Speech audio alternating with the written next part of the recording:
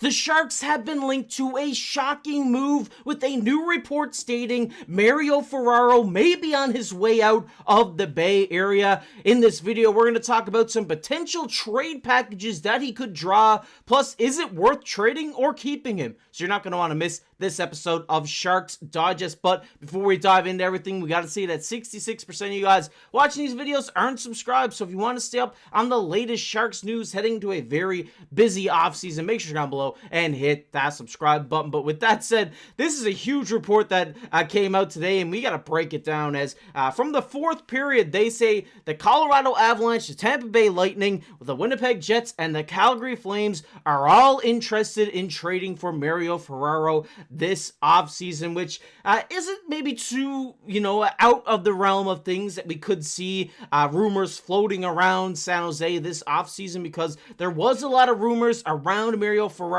here at the trade deadline. Ultimately, a deal did not get done, and I was happy about that. If you've been watching this channel for a while, you know how much I love Mario Ferraro and what his game brings to the table for the San Jose Sharks team, not just on the ice, but as a leader in that young locker room as well. And if we're just taking a look at what these teams do have to offer up for Mario Ferraro, you see here the Flames now have 7 picks that they could offer up for him. The Lightning as well have 7. There's a lot of assets going around, with Colorado only having 1 pick and also Winnipeg only having 2, so it looks like the Flames and Lightning are more well-suited to go out and get a guy like Mario Ferraro. They have a lot more assets to work with here, which it definitely helps them out when they're trying to trade for Mario Ferraro. Just looking into how he played this season, I mean, like I said, I love this guy. I am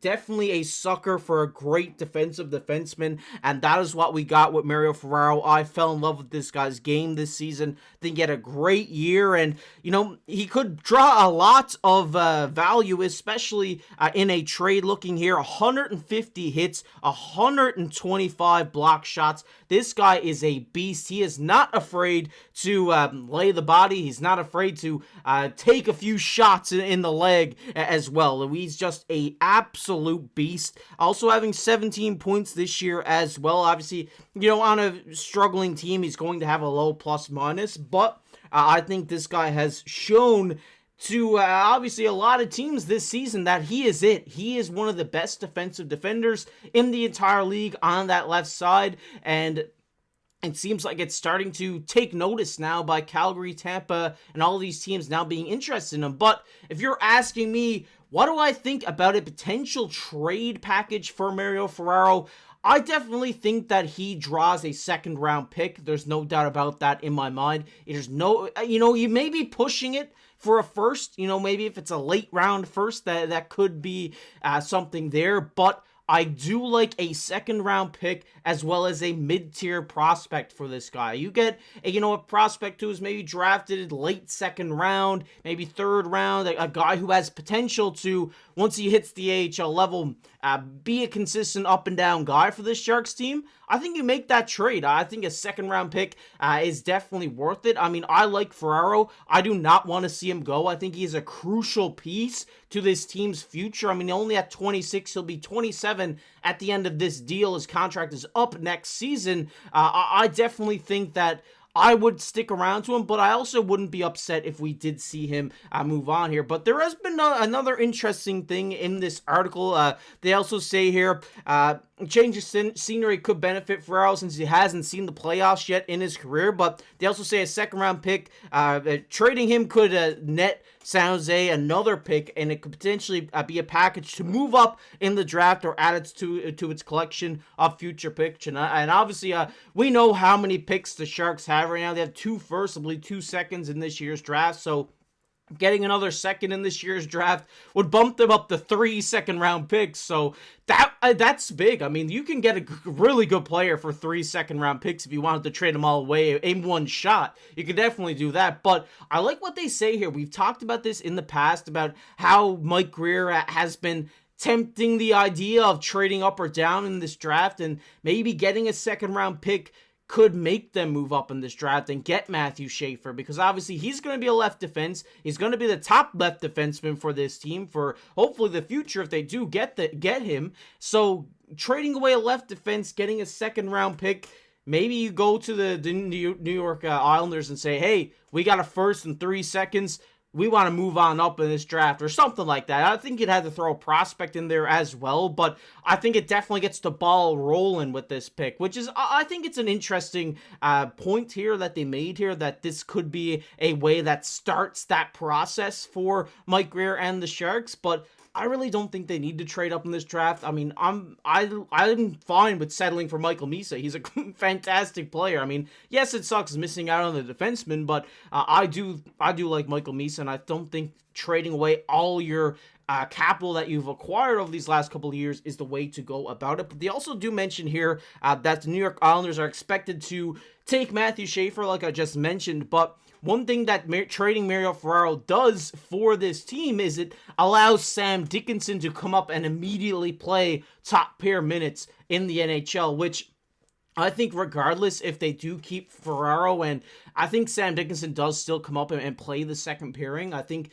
not trading him away doesn't make him not come back or not play his first licks at NHL hockey this season. I think it just allows him to have more minutes and get more development, getting about 21 minutes of ice time a night. But I do think that keeping Mario Ferraro is definitely the best option for this team, but like they say here, it does provide that option of giving the CHL Defenseman of the Year the opportunity to come up and headman that offense at the left side. And like I said, his contract is up next year. He's a very affordable player. That's why all these teams are looking at him. He's at 3.25 this year. You're not going to get as great of the defenseman as Mario Ferraro for this amount of money next season. So that's why a lot of these teams that want to make the playoffs or are going to be in Stanley Cup contention are going to be coming after this guy, because he's a warrior. We know how good of a player he is. He goes to battle every night. He loves, blocking those shots and getting physical, and he loves picking up for his teammates.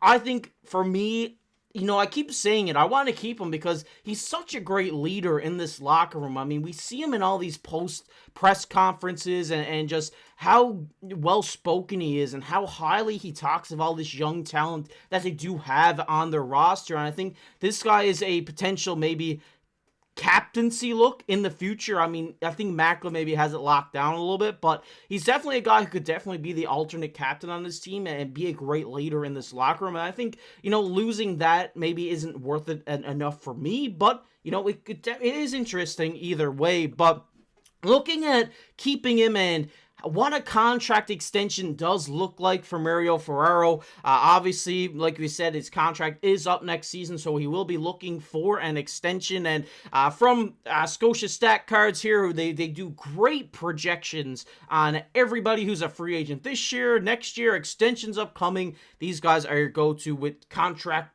projections. And they have their most likely outcome being a 4 or 5 year deal around 5.2, 5.5 million for Mario Ferraro, and that's a great number. I think, obviously, the Sharks have so much money in cap space, they don't need to move him out for cap reasons at all. I think they could even upwards to give him 6, just to stay with this team. I definitely think he's worth it. I definitely think he's a playoff guy. He is a guy who is just going to go to battle for this team, and I think losing him hurts you more than keeping him. I think keeping him, you're getting him still at cheap. You're getting him at over 4 years, where in the mix of those years, you are going to be starting to compete. Well, I think in maybe 2 years' time, this team will be starting to compete for a playoff spot. I don't think that's too far out of the realm of possibilities. So I like keeping Mario Ferraro. I want to hear your guys' thoughts on it down below in the comment section. Are you keeping him? Are you trading him? Are you taking that second round pick and mid-tier prospect and moving on? I want to hear your guys' thoughts down below in the comment section. And I also want to hear your guys' thoughts on who they're going to pick in free agency. If you made this far in the video, put down who you think the Sharks are signing this year in the free agency. I'd love to hear from you guys. And if you enjoyed, leave a like, subscribe to the channel. I've been your host, KC. We'll catch you in the next one.